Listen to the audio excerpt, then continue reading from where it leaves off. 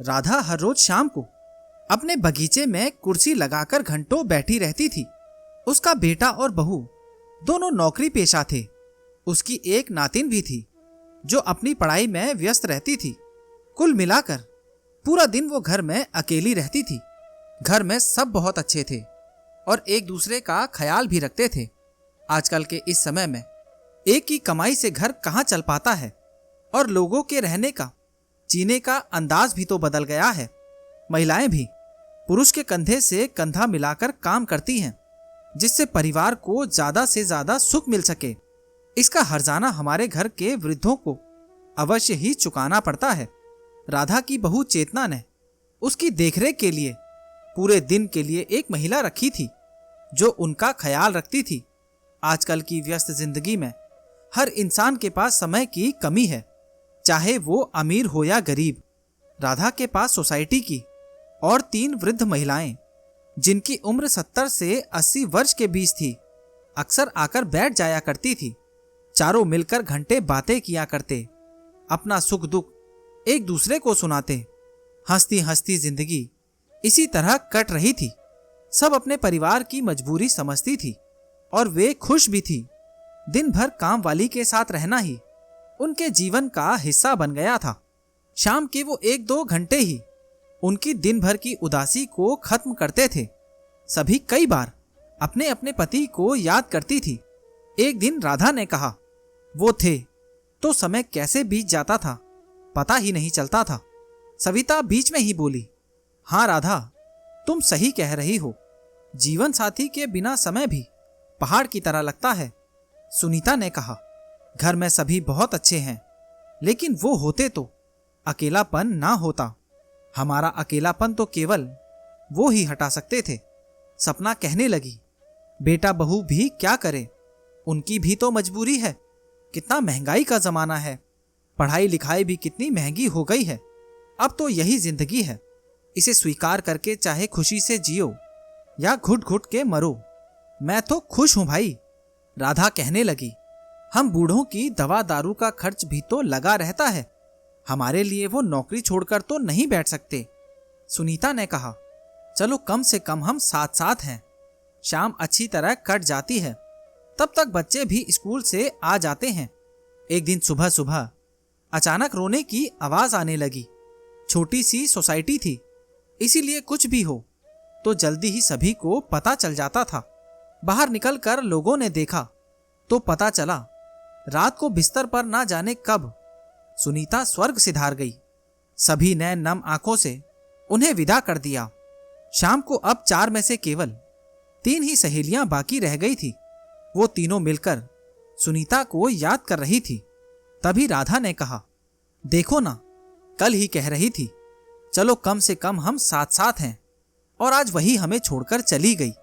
सविता ने कहा, चलो अच्छी मौत मिल गई उसे, किसी को भी तकलीफ दिए बिना चली गई। हमारा क्या होगा? अगले 1 वर्ष के अंदर दूसरी 2 सहेलियां भी साथ छोड़ गई। अब राधा अकेली बची। मानसिक तनाव से ग्रस्त राधा अपने भविष्य में जब भी सोचती, एक प्रश्न आंखों के सामने आकर खड़ा हो जाता कि अब उसका क्या होगा। वो मानसिक रूप से बीमार रहने लगी। ना जाने कितनी ही बातें वो भूलने लगी। उसकी देखरेख करने वाली शांताबाई उनका बहुत ख्याल रखती थी। उसके घर में भी उसकी बूढ़ी सास थी, जिसे छोड़कर उसे काम पर आना पड़ता था। क्या करे, गरीबी चीज ही ऐसी होती है। चाहे जो भी हो, 2 वक्त की रोटी का जुगाड़ तो करना ही पड़ता है। अपनी सास की दवाइयों का खर्च भी तो उठाना होता है। महंगाई के इस दौर में पैसे की कमी हर गरीब के द्वार पर दस्तक देती रहती है। एक दिन अचानक राधा की तबीयत बहुत बिगड़ गई। शांता ने अपनी मैडम चेतना को तुरंत ही फोन करके बताया, चेतना मैडम, माँ जी की तबीयत बिगड़ रही है, आप जल्दी आ जाओ। शांता, मैं शहर से बाहर गई हूं, मुझे आने में समय लग जाएगा। साहब भी शहर से बाहर गए हैं, तुम उन्हें संभालो।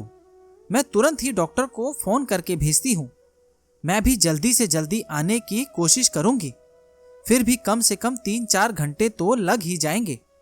चेतना के फोन करने से डॉक्टर ने आकर राधा को देख लिया और इंजेक्शन वगैरह भी लगा दिए। अब तक रात के 9 बज चुके थे। शाम के 6 बजे अपने घर जाने वाली शांता को आज 9 बजे तक रुकना ही पड़ा। चेतना के वापस आते ही शांता तुरंत अपने घर की तरफ निकली और तेज तेज चलते हुए घर पहुंची। उसका पति भी लगभग 9 बजे ही वापस आ पाता था। घर पहुंचकर उसने देखा उसकी सास फर्श पर बेसुध पड़ी है। उसने उनके पास जाकर आवाज दी, अम्मा, अम्मा उठो, क्या हो गया तुम्हें? अम्मा यदि बोल सकती तो अवश्य ही बोलती, लेकिन वो तो हमेशा के लिए चुप हो चुकी थी। शांता ने अपनी मैडम के घर राधा की जान बचाने की पूरी कोशिश कर ली, उन्हें बचा भी लिया, लेकिन अपनी अम्मा के अंतिम समय में उनके पास ना रह पाई। चेतना को जब पता चला तो वो उससे मिलने उनके घर आई। वहां पहुंचकर चेतना ने शांताबाई को सांत्वना देते हुए उसके हाथ में सहायता के तौर पर कुछ रुपए थमा दिए और उसके आंसू पोंछते हुए चेतना सोच रही थी, हे भगवान, कैसी है ये मजबूरी। जमाना कितना बदल गया है। पहले घर में यदि किसी बुजुर्ग का अंतिम समय निकट होता था तो उसके बिस्तर के आसपास पूरा परिवार एकत्रित रहता था, उसके अंतिम समय में उसके साथ होता था। लेकिन आज परिस्थिति बिल्कुल बदल गई है। आज के समय में ना जाने बेचारे कितने वृद्ध अकेले ही दुनिया छोड़ जाते हैं। अंतिम समय में अकेले कितना दुख, कितना दर्द होता होगा।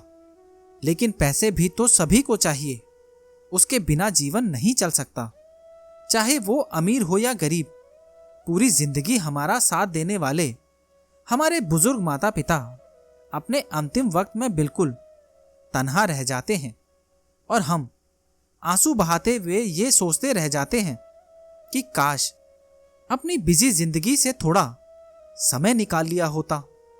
तो दोस्तों, ये कहानी आपको कैसी लगी और इस कहानी के बारे में आपकी क्या राय है, नीचे कमेंट बॉक्स में जरूर बताना। और अगर अभी तक आपने चैनल को सब्सक्राइब नहीं किया है तो सब्सक्राइब कर लेना।